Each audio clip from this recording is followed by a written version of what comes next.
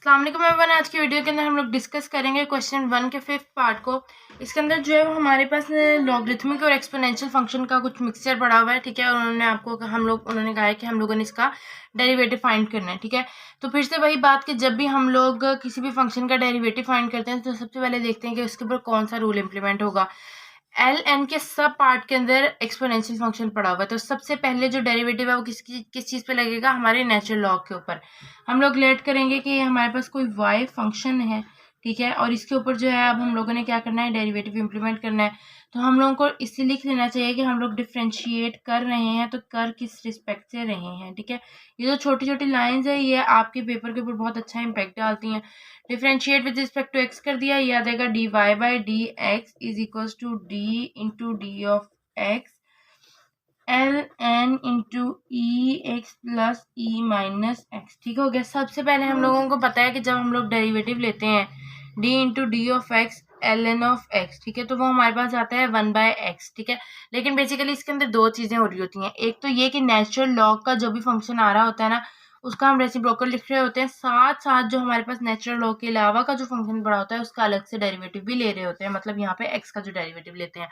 अब इस सीन के अंदर क्योंकि x का derivative with respect to x 1 आता है, इसलिए आप लोगों की बुक में सिर्फ ये मेंशन किया गया है कि जो आप लोगों के पास डेरिवेटिव ऑफ x है, sorry derivative of ln of x है, वो with respect to x 1/x answer देता है, ठीक है। लेकिन क्योंकि अब आपके पास ये वाला एक्सप्रेशन है जिसके अंदर आपका ये जो फंक्शन है ये अलग से पड़ा हुआ है, तो ये आपको थोड़ा डिफरेंट आंसर देगा।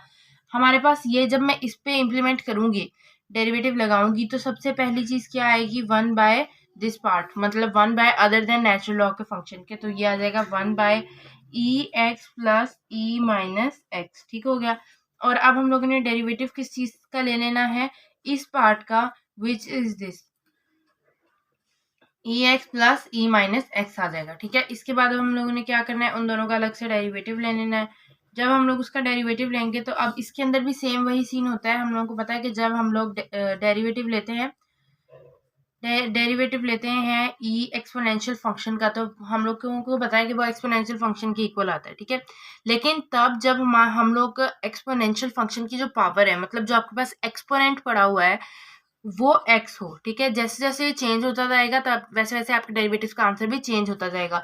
उसकी रीजन भी सेम यही है कि जो आपका एक्सपोनेंट है हम लोग उसका अलग से डेरिवेटिव भी लेते हैं, लेकिन क्योंकि यहाँ पर एक्सपोनेंट आपका x है, ठीक है, तो उसका आंसर क्या आ जाना था, 1 आ जाना था। अब यहाँ पर जब आप बात करोगे एक्सपोनेंट माइनस एक्स की, तो ये चेंज हो गया है अब। तो अब आप जब इसका अलग से डेरिवेटिव लोगे तो इसकी कहीं ना कहीं वैल्यू चेंज हो जाएगी, तो आपके उस एक्सप्रेशन के साथ क्या आ जाएगा, -x आ जाएगा, ठीक है। तो ये सीन है। अब जब आप डेरिवेटिव अप्लाई करोगे ex का, तो हमारे पास आंसर क्या आना है, ex, ठीक है।